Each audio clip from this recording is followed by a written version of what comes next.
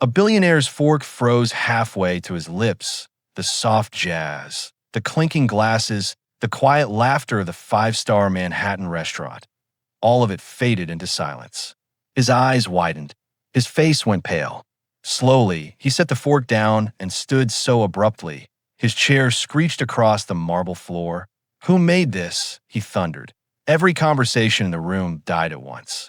Heads turned toward the kitchen. But from beside the drink station, a quiet black waitress looked up. Her name was Sage, and in that moment, the invisible woman became the center of the world. Sage wasn't supposed to be noticed at 8T Lowry, one of the most expensive restaurants in Manhattan. She was just another shadow moving between tables.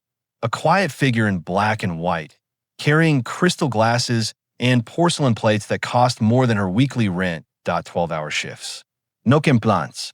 No recognition. When guests dropped their napkins, she bent to pick them up. When they snapped their fingers, she appeared. "Yes, sir." "Right away, eh?" Meanwhile, the famous chef's name hung proudly above the open kitchen. While hers never once touched a menu at the tea night, she returned to a tiny Bronx apartment where the ceiling creaked and the heater barely worked. She spooned instant noodles into a chipped bowl, counted her tips, and sent half of them back home every month, to her younger brother, to her mother, to the life she left behind. But what none of the guests at Lowry knew, what none of her coworkers ever imagined, was that at 5 a.m., long before Manhattan woke up, Sage was already standing over a hot stove, in her 1-foot-wide kitchen. She tested recipes like sacred prayers. Her shelf held a worn, overstuffed notebook, its pages thick with stains, folded corners, and hundreds of original dishes. Creations that had never touched a professional kitchen, yet held flavors from borrowed memories, lost warmth, and once beautiful dreams. Years earlier, a letter had arrived in the mail, Le Cordon Bleu. Paris, she had been accepted, a future written in gold. But that same week, her father passed away, and with his last breath, her dreams had been quietly buried beside him. Responsibility filled the space hope once lived in. Bills replaced ambition. Survival replaced passion. And so, Sage wasn't a chef. She wasn't an artist. She wasn't exceptional. She was just invisible. Until tonight. Until a billionaire froze mid-bite and unknowingly shattered the cage her life had become. Marcus Albright was a name whispered with reverence in culinary circles. Magazines called him a visionary. Critics compared him to legends. Investors begged for meetings. His face appeared on cooking shows, his signature printed in gold on Lorraid's menus. But behind the swinging kitchen doors, beneath the spotless white jacket and spotless reputation, Marcus was terrified. Because the truth was something no one was supposed to know. Marcus wasn't the genius. Every night, as the dining room filled with powerful men and women dressed in silk and diamonds, the pressure on him tightened. The flames on the stovetops burned higher. The ticking of the clock grew louder. And the perfection his reputation demanded slipped constantly through his fingers. Sauces broke unexpectedly. Vegetables tasted flat. Reductions burned. Textures clashed. Flavors refused to harmonize. And every time the food betrayed him, he didn't call a sous chef, he didn't check a recipe, he didn't admit defeat. He called Sage. "Fix this." He'd snap quietly, pushing a pan toward her like a dirty secret. Broken sauce? Her hands moved with unshaken grace, whisk loosening what had seized, coaxing silk back out of chaos. Bland vegetables? A pinch of herbs, a dash of something no one could ever identify. Suddenly they sang with life. A ruined reduction? She added one simple ingredient and stirred for 30 seconds, and the rich, glossy perfection reappeared like magic. The kitchen staff saw it. Every cook, every runner, every dishwasher knew the truth. They watched her hands, steady, patient, precise, and then they watched Marcus step forward like a king to receive the applause that belonged to her. But fear is a powerful silence. Who would challenge a celebrity chef backed by investors and lawyers? Who would trade their livelihood for the dignity of a waitress who never once asked to be seen? So they swallowed their words. They pretended not to notice, and Sage said nothing. Because silence had kept food on her table. Silence had kept her brother in school. Silence had kept her mother's lights on. And so night after night, shift after shift, her genius was stolen until Mrs. Baptiste came into Laurate. She was already there when the evening crowd arrived, a dignified elderly woman with silver, hair pinned softly at her temple, a pearl necklace resting against her chest, hands folded around a cup of tea. She wasn't there for fame or business meetings or anything flashy. She was there for memories. Sage approached her table with the same polite, invisible presence she offered everyone else. "Good evening, ma'am. May I get you anything to start?" Mrs. Baptiste looked up and didn't look through her like others did. She looked at her, truly. Her eyes softened. "You have the hands of someone who feeds the world," the woman said quietly. Sage froze for just a moment. "A soup, please," Mrs. Baptiste added gently. "Just a simple one." In the kitchen, Marcus scoffed. "Simple soup?" he muttered. "For that old woman?" He gestured carelessly. "You do it." Sage nodded, as always. But that day, she let her heart drift into the pot. She added flavors that reminded her of her father's laughter, of warm kitchens and safe arms, of the home she had lost but never stopped cooking for. She carried the bowl herself, and when Mrs. Baptiste tasted it, her eyes filled with tears. "This," she whispered, her voice trembling, "this tastes like my childhood." Sage looked down, unsure what to say to Mrs. Baptiste reached for her hand, holding it gently. "You don't belong in this uniform, baby," she murmured. "You belong in the kitchen." Something inside Sage cracked open. For 7 years, she convinced herself that dreams were childish things, that talent without opportunity meant nothing, that survival was more important than brilliance. But sitting there under the soft, golden light of Laurate, holding the hand of a woman who saw her, she felt it again. That spark, that truth, that voice she had buried a long time ago. "You are not invisible." From across the room, Marcus watched. Suspicion narrowed his eyes, because for the first time, someone else had noticed what he had spent years trying to hide. And somewhere in the dining room, a billionaire was taking another bite of his meal, unaware that the hands that had created that perfection did not belong to the chef he believed in, but to the quiet waitress who was finally beginning to remember who she really was. The restaurant went quiet the moment Richard Hastings stepped inside. Laurate had served presidents, royalty, and celebrities, but Hastings was different. He wasn't just rich. He was mythical, the kind of man whose ideas didn't just change industries, they erased them. Hastings was the tech billionaire behind the world's first AI-powered kitchen system, a technology so advanced it could analyze flavor patterns, recreate five-star recipes, and eliminate the need for entire teams of chefs that he didn't believe in human instinct, he believed in data. Emotion, to him, was inefficient. Human intuition? Unreliable. Artistry? A flaw in an otherwise perfect system. To him, chefs were just replaceable code packets wearing aprons.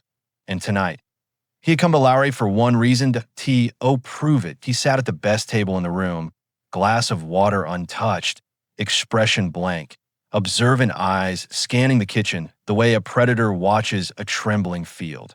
"Bring me the most perfect meal your restaurant can produce," he said calmly. "I want to taste the future, or the lack of it." Marcus nearly bowed. "This will be flawless, Mr. Hastings," he promised, words shaking beneath false confidence. In the kitchen, panic spread like fire. Marcus snapped orders. Pans clanged violently.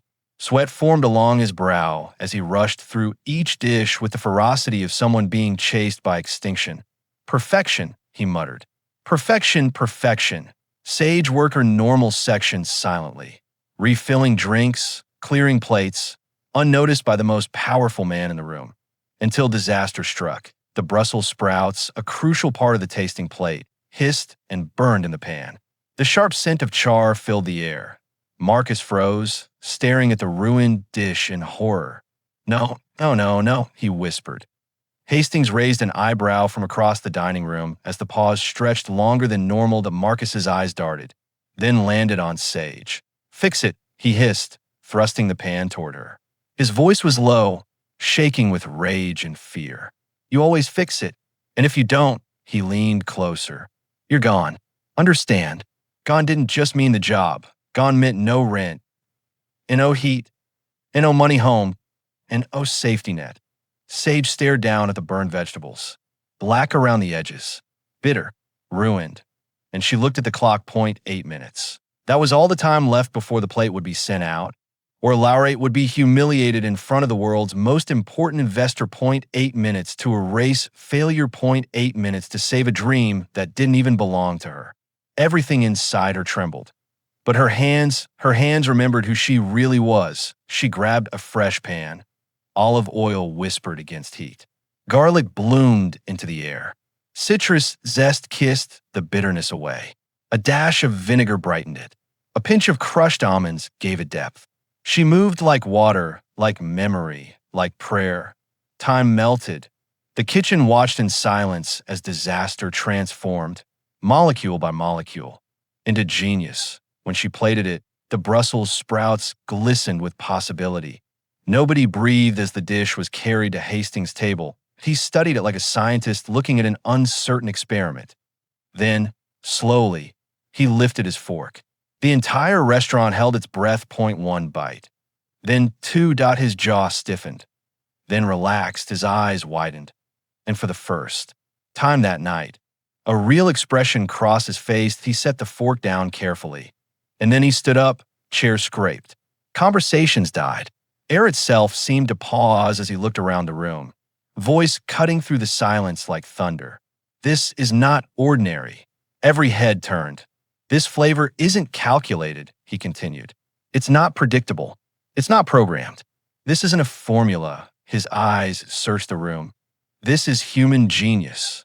He raised the plate slightly. Who made this?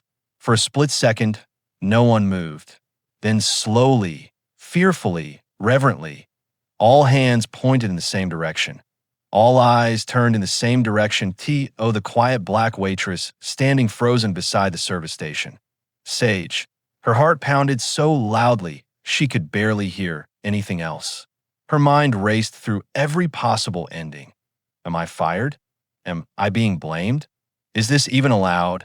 Hastings stepped toward her, his sharp, brilliant gaze studying her the way he studied code and blueprints. You, he said softly, not accusing, not mocking, just stunned. Yes, sir, she whispered. And how long, he asked. Have you been creating food like this? Sage swallowed. Her eyes lowered to the floor. Since I was a little girl. Something shifted in the man known for never changing his mind. Behind her, Marcus stood pale, silent, realizing the world he'd built on her silence was about to crumble. Long, buried truth was finally stepping into the light, and everyone in that room suddenly understood something.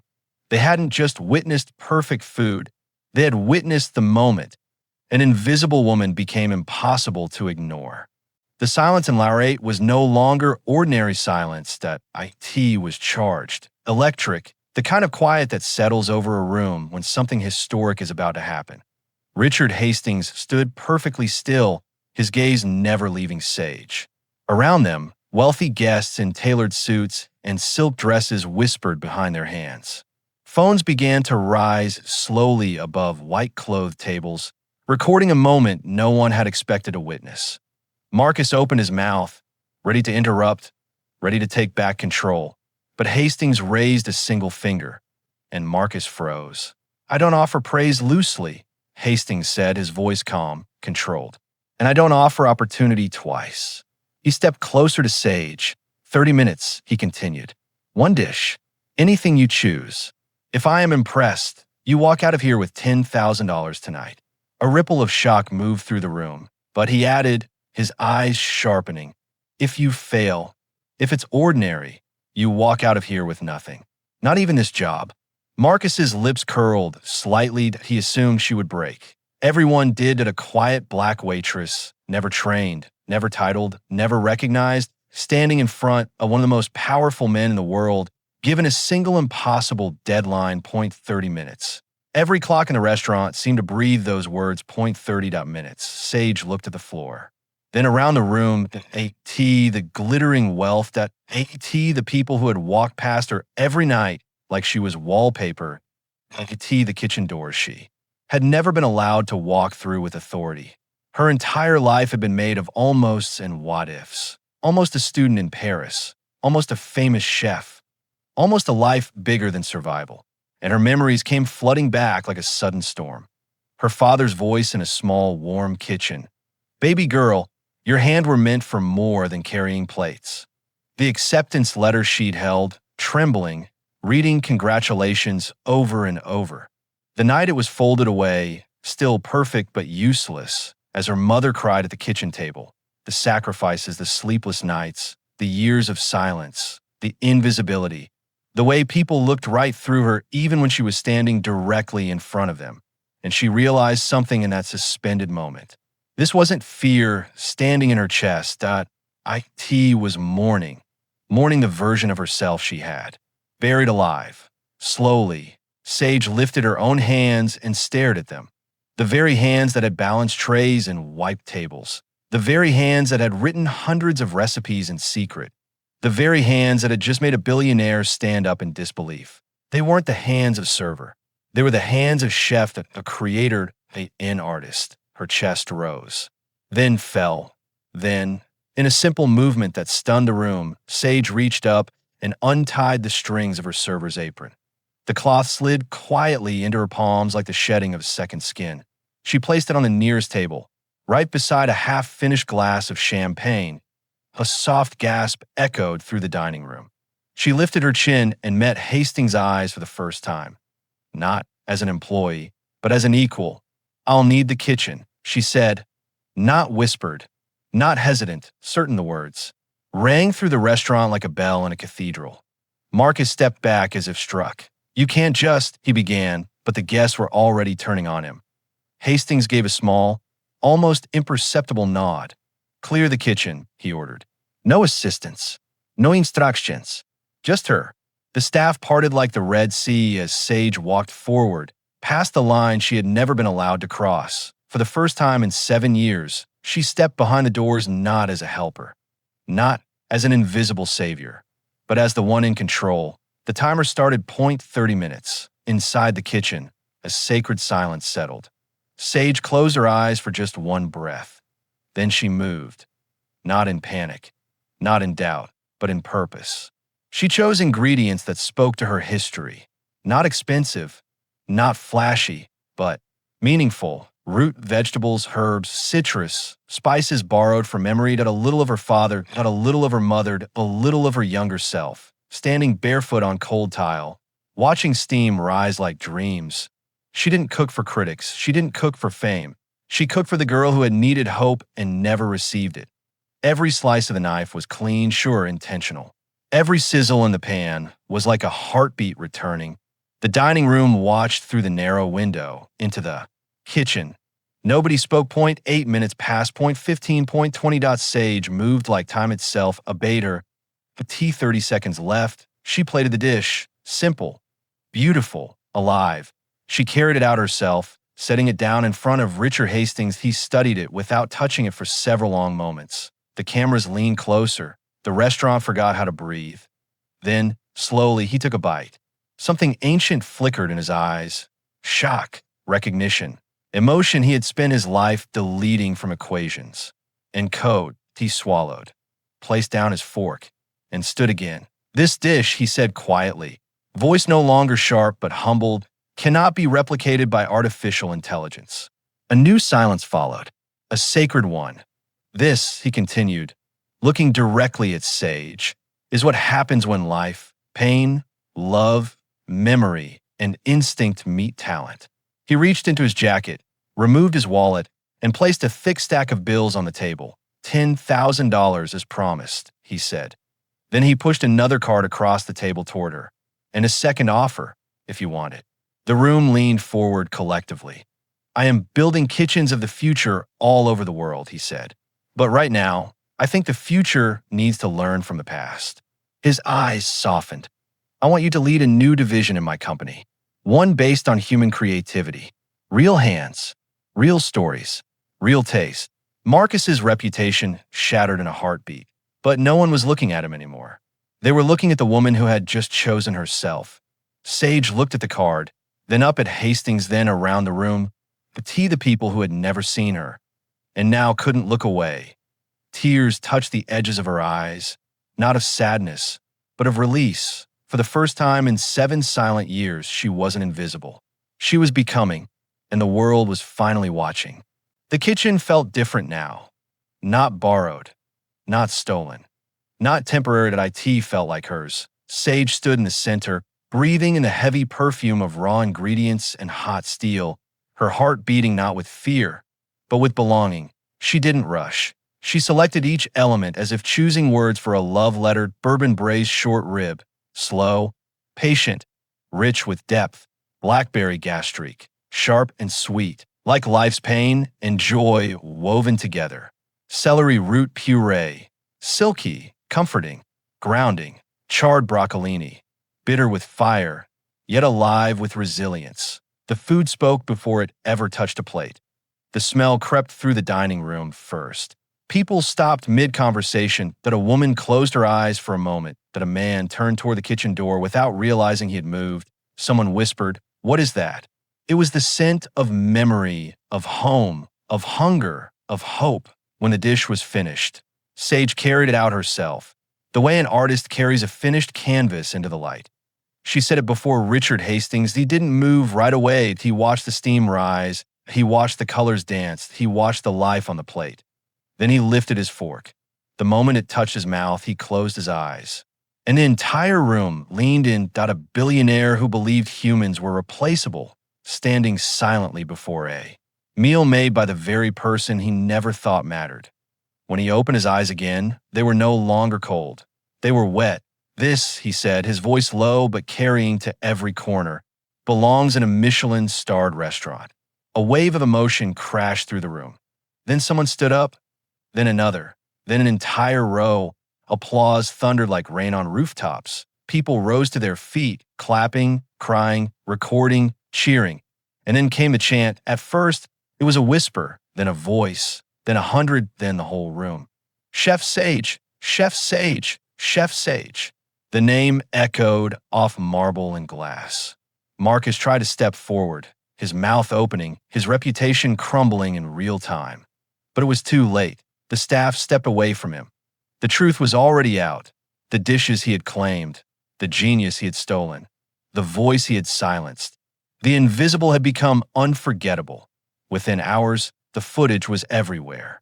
Online. On news channels, on phones in hands across the world, a quiet black waitress stepping in her power. Millions watched. Millions believed again. Offers poured in from top restaurants, luxury hotels, international investors. But when they asked Sage where she would work next, she didn't answer right away. She walked back into the kitchen one last time. She ran her fingers over the counter that had once been a boundary. She looked through the small window at a dining room that had once been a world she could never enter, and she smiled.